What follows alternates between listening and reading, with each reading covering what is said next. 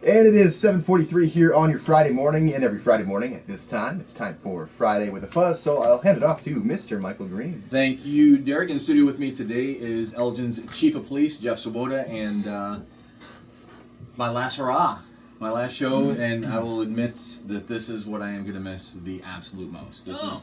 This is the aspect of the show and what I do every morning that I am most proud of in my time at WRMN is the relationship that I have built with you and with the Elgin staff, the Elgin chief, the police staff. I'm a little tough for words, but I've appreciated your time, your candor, your openness, your willingness to do this show week after week after week and answer sometimes tough questions, things that maybe you didn't want to talk about, and you've been great, not just to me, but to the city of Elgin, and for that I thank you so much, Chief. And to the station also. I mean, yes. Without a doubt, I mean, there was never a doubt in my mind where we're not going to do this. So we're obviously going to, for everybody listening, we're obviously going to continue doing status quo. I mean, it's been very, very successful. It's made me learn a lot about the station as well, and a lot about good policing and how policing really is done. You can this is the medium. Don't take, you can watch certain media and see how people view police, but I think this is the best medium to do it, right, face-to-face, one-on-one, and it's really opened my eyes up, too, to the Elgin Police Department. So I just want to reiterate what Mike was saying. Not to steal your thunder, though. No, good. No, I appreciate it. And Mike, thank you very much for those words. And it's sad that you're leaving. I'm excited for you, though, new opportunities, and that's great. But, yeah, this the show wouldn't have been... and it is. There's a lot of people. I could call it a success. A lot of people do listen to this. I have a lot of people when we go to the neighborhood meetings or just out in the public. Hey, I heard you on the radio the other morning. And so there's a lot of people who listen to this and just get the facts. And like you said, they're not always fun discussions. I know we're gonna have one here probably in a minute that just not fun discussions, but they're real. And I always say, police departments, like any organization, are made up of people. And sometimes people surprise you to happy things and you're proud, and sometimes people disappoint and you're sad, but it's life, and I appreciate always the opportunity to explain things, because now, especially with social media over the past few years, just so much misinformation, and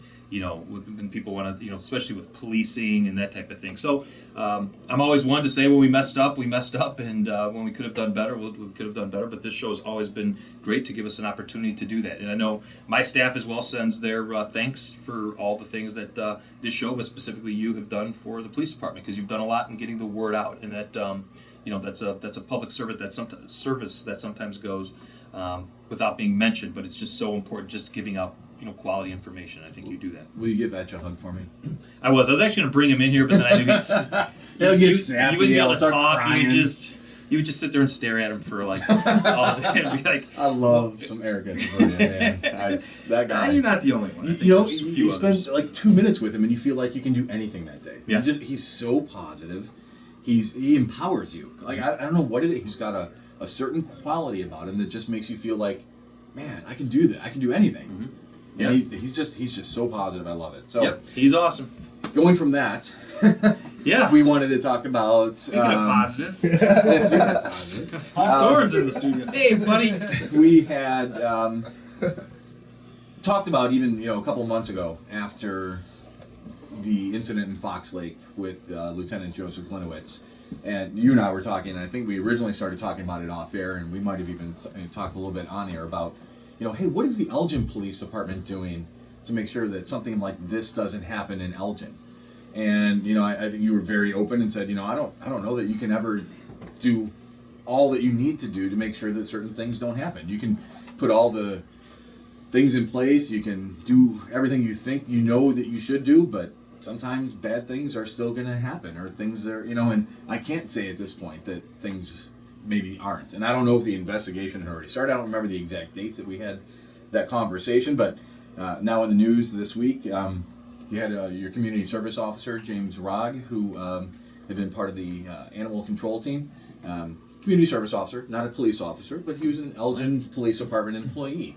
And he was arrested this week for evidently opening up a credit card that was tied to the Explorer checking account, and there were some withdrawals made in excess of $6,000. Right. Tough, it could have gone so many different ways. It could have wound up like Fox Lake did, right? I mean, where it was national news. I mean, not maybe a suicide, but I think the way you handled it, right? Very open, very upfront with it, very hey, here's what we got going on, and you were talking about it, and the officer was suspended almost immediately upon finding this out. Can you talk a little bit more about the case in general? I know, again, it's one of those, it's pending in court, so there's a limit to what you can say, but maybe just talk about the investigation in general, or what other parts of the department maybe were investigated as well, how in-depth you guys went. That'd be great. Yeah, a sad day for the police department, arresting one of our own. Yeah, he was a civilian, employee. He wasn't a police officer, but still was a civilian employee. I mean, he's been on this radio show. Yep. Obviously very, popular out in the community as far as, knowing for the animal control and all this stuff. Once or something, Civilian of the Year, a couple of years back. So, anyways, when this happened up in Fox Lake, actually very proud of my command staff. All immediately, literally when the press conference was going on up there, and it was mentioned that there was criminal activity that was going on as part of their whole investigation. They started talking and said, we all said, well, we should probably look at our program, see what's going on here. Could that happen here? And I've said it before, life's way too short to make all the mistakes yourself. And so when we see something happening, I mean, we learn from Chicago a lot, things that are going on in Chicago, and say, wow, especially because of just proximity, how close it is. Could that happen here? What are the things we can do? And so we do that with a lot of things. Excuse me. And so with this case, we immediately started looking at our program, and initially without any concern, saying, we run everything through the city, and we run everything through the city, and so there's not going to be any issue. The city has auditors that come in every year. We have a lot of checks and balances that are out there, so nothing like that could happen here. But let's take a look. But unfortunately, we did find that there was a bank account that was opened outside of the city of Elgin that just didn't have any knowledge of, and so through that was how money was put in and then taken out, and that's probably as far as I can go with the facts of specifically that case. So it was an outside bank account and nothing to do with the city of Elgin, other than some funds were put in there from the Explorer Post that should have gone into the city's or the city of Elgin's bank account, and went into a personal bank account outside of that, and was used for various personal purchases, withdrawals, what have you. So our staff started looking at that, and with that, Deputy Chief Wolf led the investigation with one of our detectives as well, and was able to put together the case. And the facts brought us to the conclusion that obviously crime was being committed, and to the point of felony crime. The amount of the theft itself made it a felony, and then also the official misconduct, which are obviously very serious charges. So, while it's sad on that front, I'm also very proud of the police department that we didn't have to call in an outside agency to say, hey, this is too close to home, this involves one of our own, we need somebody from the outside to come in. We were able to look at it ourselves, and our staff is just so professional that, hey, we are all, a family to some extent, but that doesn't mean that if somebody does something, especially to the level of committing a crime, that we won't hold ourselves accountable. So the facts brought us to the conclusion that crime was afoot, and we brought it to the State Attorney's Office and worked with Joe McMahon's office. Great working relationship with them. Provided them with the facts, and everybody came to the same conclusion: crime's here, and felony charges are appropriate. And we charged him, and we got a warrant for him. He turned himself in on Monday. Produced, I think, $4,000 to be bonded out, and he's got a court case in February. So there'll be more to come with that. But yeah, kind of a sad day for the police department. With that, are there other departments that were looked at as well, or other aspects aside from, because again, this was the Explorer Fund, right? I mean, what other areas did you look at? Everything? I mean, every possible aspect that you guys could think of that where anything could be happening. Do you put different controls in place now? What could stop somebody from doing that again? I mean, nothing, right? I mean, other than, like you said, training and hiring and overseeing as much as you can. But if somebody wants to do something like that again, they probably could. I would think. Well, what we've done is really worked with it's about supervision, making sure that anywhere that we are having, especially it's like anything, if cash is being brought in, that's where you just have to watch it. We only have a few places in the police department where cash is brought in, and that was one of them. And so just at our last management meeting, we also talked about it again. What are the areas in the police department where anybody touches any cash? And so we looked at our procedures there and make sure we tighten them up.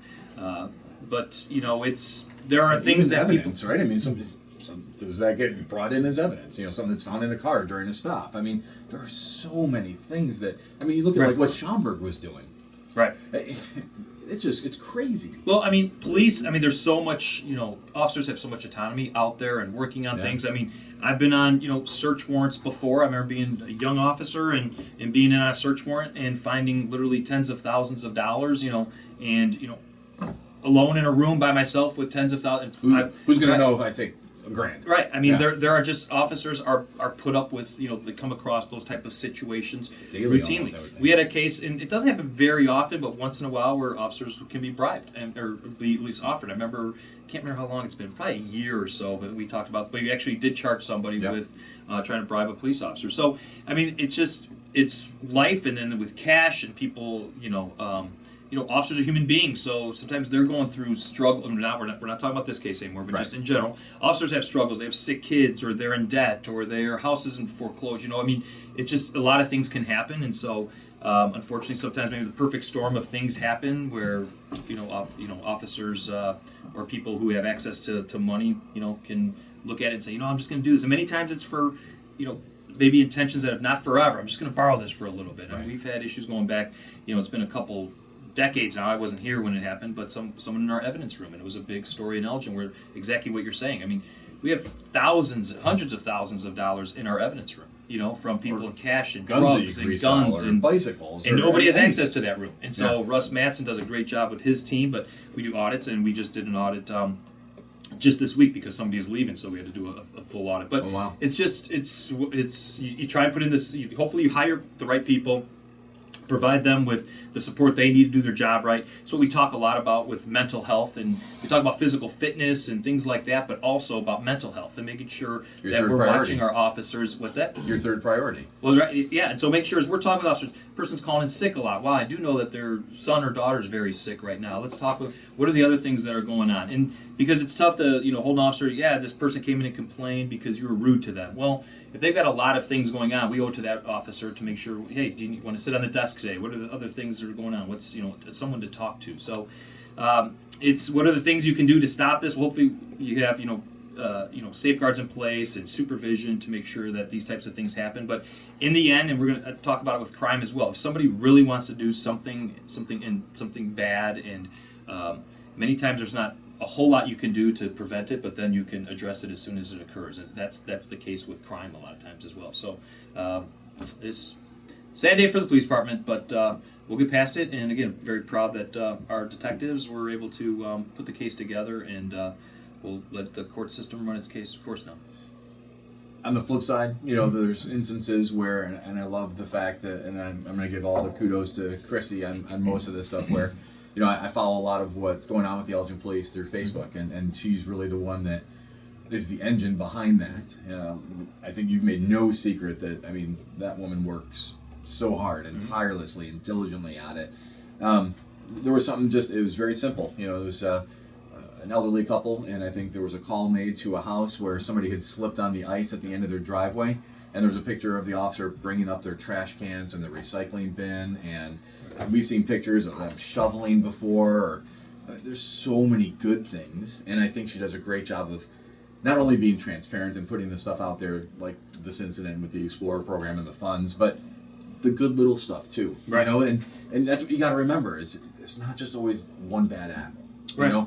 There are a lot of apples, and let's not judge the entire department or anything based on one sole incident. Let's take a look at it. Yeah, this was bad. Right. But there's a lot of good going on too. Right, and that's a big thing. It's and you're right, Christy, with Facebook, but it's an entire team approach, and it's a philosophy that we have within the police department. This is the city's police department. I happen to be blessed enough to be running it right now as far as being the police chief, but at some time in the future it'll be somebody different. And where we're at right now is that we believe that this is the community's police department. They have a right to know what's going on.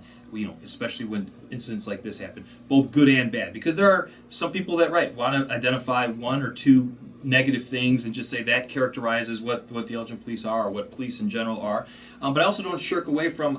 I'm one of those people who say, like many do, 99% of officers are great people who work hard every day and do the right thing, and I'm there. Yep. But I think far too often when you hear people say that, they stop at that point, and as if that 1%'s an error ratio that's acceptable. Okay. Yeah, right. and I take the other approach, and so does my entire command staff, and I think the officers as well, that our other part of our job, well, let's support that 99% and make sure that they do get the tools they need, and make sure that everyone understands that they're working hard and they're not a part of this. But we also have the responsibility to find out who that 1% are that continuously seem to rear their head up and cause issues for policing in general, and make sure we remove them from law enforcement so that they can't be out there policing it. So it's a two-sided thing. The vast majority of officers do great work every day, come to work. I was at our midnight shift roll call last night, and a lot of new officers, seasoned officers, and getting awards for their fitness pins, and just it was a great roll call, a lot of positive energy, and they're ready to go out there and do great work, even in a week where something like this happens, where we arrest one of our own.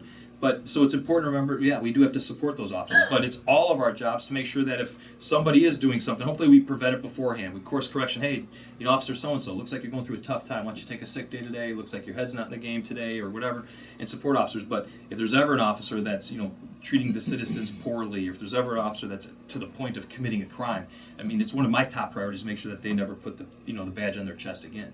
And so it's both sides. It's supporting the officers that are doing it right, but also identifying the officers who aren't doing it right and make sure that they're not police officers anymore. So it's a two-hand, it's both sides of that. Sounded like Clint Eastwood just there. Are you serious? Yeah, I loved it. Oof. Make sure they never put that badge on their chest again. Jeez, did you like it more than Enter Korea?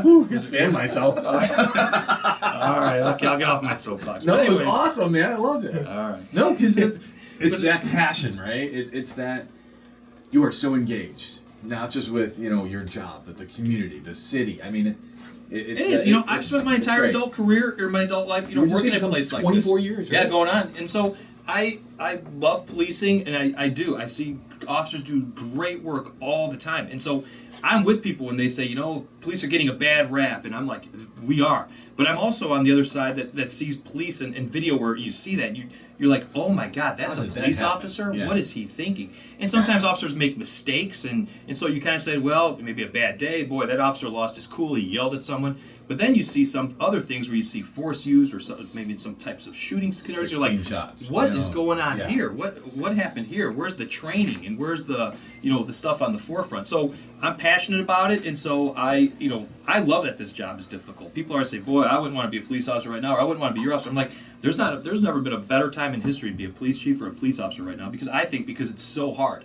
And I've never wanted a job that's easy. I could go find a job a mindless job that's easy and get a routine paycheck, or you can have a job that's difficult, that people need, that people, policing is so neat. I just saw something, I forget what it was, but some elected official, nowhere around here, I don't even think in the state of Illinois, talked about, we need to stop the police from enforcing these petty laws that are going on, and if an officer is chasing one of our residents, in our neighborhood, we need to help that person out and stop the police somehow. Throws things at the police officers, and it's like, if we ever get in a position where we don't want police officers enforcing minor, whether it's traffic enforcement, minor law, whether it's minor, narcotics laws. I tell people, make things legal that you want, but you put police officers in such bad spots where you say, oh, why are they wasting their time on that? I'm like, well, then don't make it against the law anymore, right? And we won't do it. But if we have police officers who just turn a blind eye to many of the small things that are going on in communities, many big things will start even really starts out going small, on. Right? Exactly. Everything starts out that way. And if we have officers who just drive by criminal activity because they say, why make a stop today? I'm just going to get a complaint, or this is going to happen. I don't feel like dealing with drama right now. So I think we'd be in a very bad spot. And some cities, I think, are going through some of that right now, where officers, they're not encouraged to go out and do a whole lot of proactive activity because things are so right. They're just going to answer their calls. Kind of a fire department response. You need us, call, and we come. But until that, we'll respond when needed. But I'm happy to say that in Elgin, we don't have that. I talked last night at the roll call. Our support, I was at meetings this past week, I think 2 or 3 different neighborhood meetings. This is Police Academy Alumni Association, block captains, and each one a full house of people who are supporting the police department, supporting the city of Elgin, doing things, spending their time and energy, and sometimes their own money to make Elgin a better place. And not only supporting with a pat on the back, but supporting with challenging. Oh, yeah. Hey, why is this being done this way? Mm-hmm. Or, hey, you need to do this. That's also supportive because they're there giving input. When they stop caring, oh yeah, apathy. You're going to have problems. Oh yeah, you got a bunch of apathy that people say, that's just going to happen. Crime's going to happen. I like it when I go to a neighborhood meeting. People are fired up and say, "What's going on with this? What's going on with that?" And And sometimes we need to come up with some answers. Say, I don't know, we need to look into that. We need to do more with that. But the fact that people are there, people care, people want to make Elgin better. You know, there are some people who want to talk about Elgin because not necessarily make it better, but to show how bad it is, or show, wow, look how dumb we are for whatever reason. And there's other who raise issues because they want to make it better, and they identify solutions at the same time that they identify places where, you know, why do we do it that way? But they ask in a way because they're trying to make you better. They're trying to make us better. And so neighborhood meetings where we go like that and people are challenging us as a police department or as a city, I love it. So like I said, there's never been a better time to be a police officer or work in public. You know, Sean Stiegel always says, you know, we've never been more needed right now. And at a time where people don't trust, you know, people in many times in city, you know, we're here from the government type of thing. And so it's a great time to be a police officer. And even when sad days like this, or we arrest one of our own on something, I think it's an opportunity for others to see, wow, I don't want to go down that path. Or if anybody was thinking about going down something like that, or if they had other issues in their personal life that they needed to address, they maybe took this as an opportunity to say, I need some help for myself type of thing. You're listening to WRMN AM 1410 in Elgin, here with Elgin's Chief of Police, Jeff Swoboda. Jeff, there was a shooting last night. And I don't know where the investigation, you know, it was fairly late last night, 8:30, 300 block of DuPage Street. Evidently a man was walking in an area. Somebody approached him, struck him with a gun, and then shot him in the arm. Is there any new information that you can shed on that? Or No. Are you guys still looking for leads? Yeah, still looking for leads. We give out the information. It's on our Facebook page as well. If anybody has any information that they can give us, but really not a whole lot to go on. It was dark, and we're talking with the victim, but not a whole lot to go on. So, you know, a scary one as well, as far as just people in passing, it seems. And I don't, at this point, looking at whether there's any connection, doesn't appear to be, between the suspect and the victim. So yeah, again, non-life-threatening injury, shot in the arm, but yeah, definitely a scary situation for that person. Robberies over the week, a couple of them, yeah. Investigating a robbery, an attempted robbery, 100 block of North Jane Drive at about 8:45 p.m. on Tuesday. A woman sitting in her car in her driveway with her 16-year-old daughter. Of course, that immediately hit home with me, having a 17-year-old son and a 10-year-old daughter, and somebody, I guess, pulls the door open on the car door, points a gun at the woman, and orders money and a phone, and instead she started yelling and hitting the panic button, at which point he fled.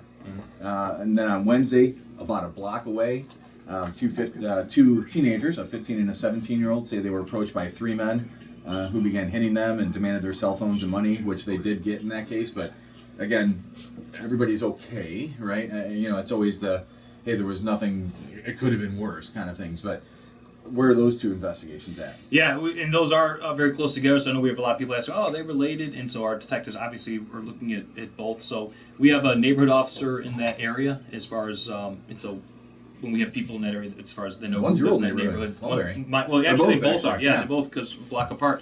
So we're just continuing to work on those, but we don't have anything new, no new information. And it's been busy lately. We're coming out with our crime stats soon. And over the last year or so, you know, shots fired are up. More shootings that are going on. Went up a little bit last year. It looks like they're going to go up again this year. So really trying to get a handle on some of these, you know, more people with guns out there, it appears. We've had, especially in the past couple of months, more robberies occurring.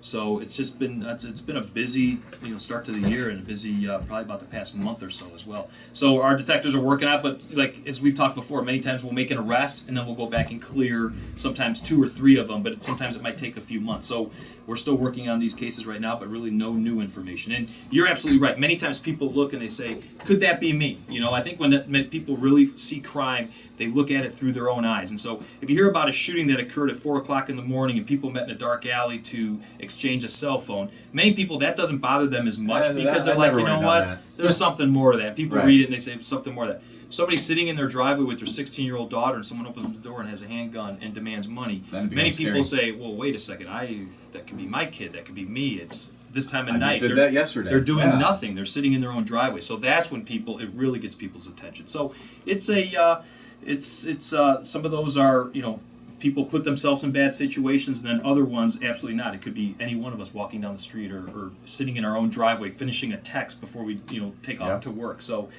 we're working on those. Hopefully when we do make an arrest, we'll be able to clear many of these up, but nothing at this point. As we always talk about, if anybody has any information on any of these, you think you saw something, a lot of times you've mentioned, you know, oh, you don't think it's anything, it was a car, and it just kind of it seemed out of place, but as probably nothing. Those are sometimes information that can lead to bigger and better things for you in terms of the investigation. So if anybody has information, 847-289-2600 is the Major Investigations Division. 847-695-4195, correct, is your anonymous tip line? Glad you've got all these. 695-4195. I got practice. And you can also text any information to 847-411 that is scrubbed, and you guys receive that information anonymously. Just they have to put Elgin PD so it knows how to be routed.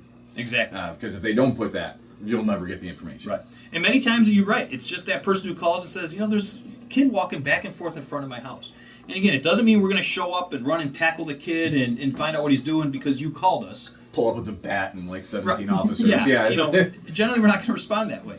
And so it's a matter of we'll show up and say, hey, what's going on? What are you up to? But it's those types of calls that hopefully prevent crime from occurring. But if it does happen, we'll say, we were just out with a kid who fit that description, and we talked to him. He doesn't live in the area. What's he doing here? So we ask for people, suspicious cars. And what's suspicious? That's up for the person to know. They live in the community. They live in that neighborhood. They know what kind of belongs and what doesn't. And if they don't see something, or they see something that doesn't seem right, give us a call. And it turns out to be nothing, a kid waiting for a ride, then we show up, we say, hey, what's going on? I'm just waiting for my ride. All right, you need anything? Have a great night, and that's it. And it's a positive contact for us. We're checking on the kid. The kid, kid knows the police are in the neighborhood, so he feels safer or she feels safer. And the resident feels better that a squad car came and checked it out. But it beats when we go out there and we do a canvas and then somebody says, I did see something, and darn it, I almost was going to call, but I figured you guys were busy. So we're never too busy for calls for service. That's what you guys pay us for. Call us, we'll come. And if we are too busy, we'll tell you, hey, we're handling a lot of calls right now. It's going to be a little while. But that's part of the game. So it's we ask for everyone to continue to give us those calls. And similar tough conversation with my son a few weeks back, a couple months back. He was sitting next to one of his classmates, and the classmate was on his phone looking up stuff on the web or whatever, and he had pictures of guns. And Jake turned to him and said, "What are you doing?" And he's like, "Oh, I'm going to shoot up this school." And Jake came home and told me about it, and I said, "Did you tell anybody?" He's like, "No." He said, "I was safe." And I was like, "What would happen if, Jake, tomorrow that kid does do that?" He's like, "Oh, he wouldn't. What if?" And hopefully he went and talked to us. Okay, looks like he did. Okay. Yeah, but yeah, that's right. I mean, it's just, if it's nothing, there's certain things you don't talk about or joke, and nowadays that's one of them. So yeah, a lot going on, but we need everybody out at Midnight Shift Roll Call last night. Talked about there's 182 of us and 110,000 people that live in Elgin, and so we can't do it alone as the police department, and we need everybody's help. And nor do you want like I said, right, and we wouldn't be successful without the support and the the information and how we work so well with the community. So at these meetings I go to and they're packed houses, it's like this is great because people are engaged. There's no apathy that's set in, and you know what? It's a lot of fun to be doing this job right now. Well, this has been a lot of fun for me. Again, I want to thank you for the time that you've given me and the... Oh, man. You go ahead. I didn't interrupt. Go ahead. Just the relationships that we've formed and what you've meant, not only to me, but to WRMN and what you've brought to this show. I'm going to hang that solely on you. I know you're going to defer and say it's not just you, but this was all Chief Swoboda. I remember meeting you when you were deputy chief, and I would come to the Monday morning... conference, the press, and that's where we kind of formed a relationship, and we talked about maybe doing some more with the station and the fact that we wanted to bring more to the community as well, and how we wanted to remain relevant and important and bring stuff to the listeners and to the city of Elgin, and you were like, yeah, let's do that. I love it. It's a great idea. I mean, you were on board from day one. It was not the standoff, kind of stereotypes that you might get from I don't know. No, you were on board from the go. It was just, and it means a lot to me. This has been great. Yeah, it has been. Just as a small token, we're giving a plaque from the police department. It basically just says, I know this isn't great radio, but in recognition of your service to the community and appreciation for your assistance in providing communication of the police news and information through the Friday with the Fuzz program on WRMN. The men and women of the Elgin Police Department, thank you for your support and your professional. Final show, January 8th, 2016. So thank you very much for everything that you're doing, and good luck to you and your family. Wow. And I see the big man's in the house here, Mr. Jackal, and just want to say thank you very much for everything. So congratulations. Thanks, Chief. All right, there you go. Hanging on the wall proudly down in Atlanta. So yeah. But it's nice. It's beautiful. We're going to take our break here. That's right, Fuzz. So you're listening to AM 1410 WRMN. In Elgin. And I didn't know you could say it or not. You're so we'll get it down. We'll do it. We'll start doing it. It's me and you. Start a band. Mike, That sounded pretty good. yeah, that was really good. Mike, stick around for a second. Our president and CEO, Mr. Rick Jacob, wants to say something to you. I'm going to play the Friday Fuzz music, and then I'm going to hand him over the mic. And so just sit tight here real quick, and we'll be right back.